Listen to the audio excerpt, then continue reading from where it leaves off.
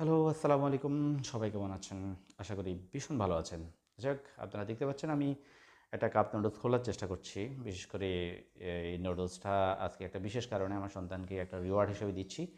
অনেক দিন ধরে সে কাপ নুডলস খেতে যাচ্ছে, বাট স্বাস্থ্য ঝুঁকি আছে বলেই তাকে কাপ নুডলস খেতে আমি সবসময় বারণ করি।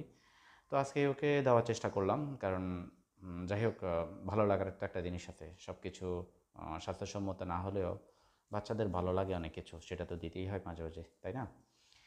তো বাচ্চাদের কথা যখন বললাম, তখন একটা সাম্প্রতিক সময়ে একটা ঘটনা আপনারা দেখতে পাচ্ছেন যে আমাদের সোশ্যাল মিডিয়া ঘুরে বেড়াচ্ছে।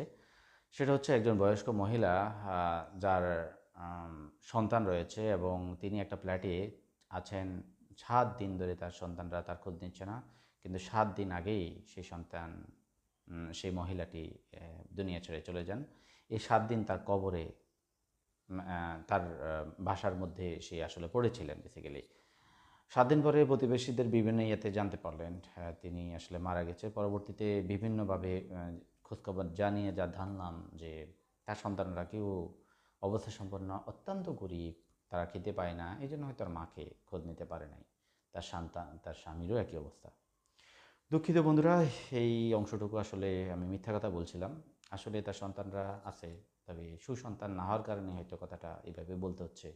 কারণ তার একটা সন্তান একজন সচিব পর্যায়ে জব করছেন, অন্য সন্তানরা ডাক্তার, ইঞ্জিনিয়ার হয়ে বিভিন্ন জায়গায় চাকরি বা হচ্ছে বিভিন্ন পেশাগত কাজে আছেন। আমার দুঃখ হয় সেই মহিলাটার জন্য, যিনি সন্তান, স্ত্রী, সন্তান, স্বামী ছাড়া ৭ দিন মরে তার আম তার বাসায় পড়েছিলেন, অথচ কেউ খোঁজখবর রাখে নাই। সেই সন্তানদের প্রতি আমার বলতে ইচ্ছে হয়, যেই সময়ে তোমার কোনো কিছু খেতে মন চাইছে, সেই সময় তোমার মা তোমাকে খাওয়াইছেন।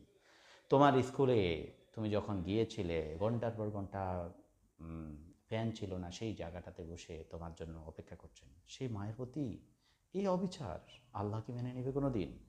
আমি বিশ্বাস করি না এই মায়ের প্রতি। এই মায়ের হয়তো বদ্দায় এরা একদিন অবশ্য উপযুক্ত শাস্তি পাবেন। যাই হোক, সন্তানের প্রতি ভালোবাসা সবসময় থাকে।